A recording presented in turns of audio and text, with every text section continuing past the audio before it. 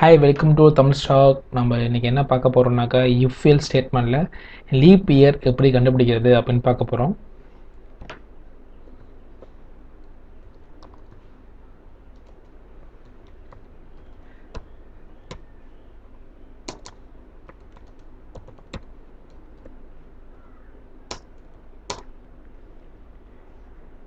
இப்போ நான் integer data type use பண்றேன்.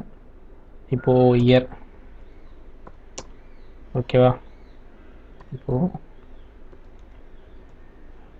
print of enter the year.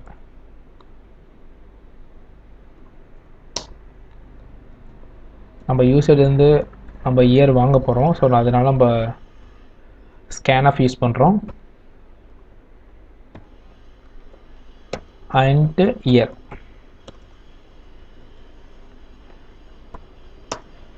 Okay, இப்போ நம்ம if கண்டிஷன் எழுத போகிறோம்.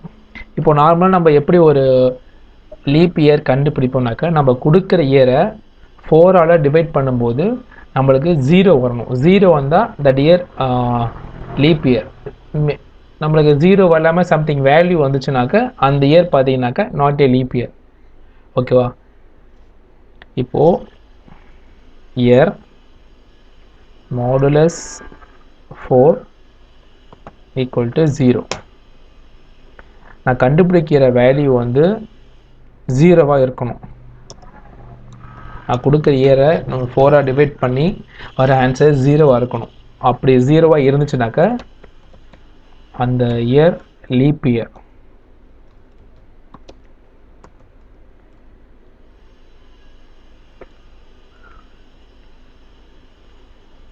அப்படி அந்த இயர் இல்லைன்னாக்கா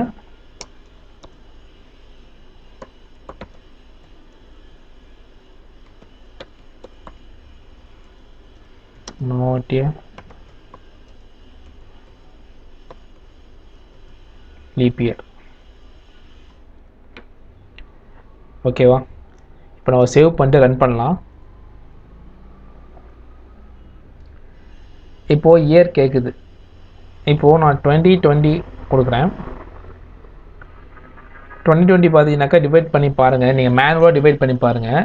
நம்மளுக்கு வேல்யூ வந்து 0 தான் வரும். So 2020 leap year. Leap year வந்துடுச்சா? இப்போது இதே 2021 பார்த்தீங்கன்னாக்கா நாட் ஏ லீப் இயர். அது லீப் இயர் கிடையாது. 2021 நாட் ஏ லீப் இயர். ஓகேவா? நம்ம இப்படி தான் வந்து ஒரு சி ப்ரோக்ராமில் அதுவும் இஃப் எல்ஸ் ஸ்டேட்மெண்ட்டில் நம்ம இப்படி தான் ஒரு லீப் இயர் கண்டுபிடிக்கணும். நம்ம நெக்ஸ்ட் வீடியோவில் நம்ம இஃப் எல்ஸ் ஸ்டேட்மெண்ட் பற்றி இன்னும் நிறையா பார்க்கலாம். எது டவுட்ஸ்னாக்க கமெண்ட் செக்ஷனில் கமெண்ட் பண்ணுங்கள். நான் உங்களுக்கு எக்ஸ்பிளைன் பண்ணுறேன். தேங்க்யூ.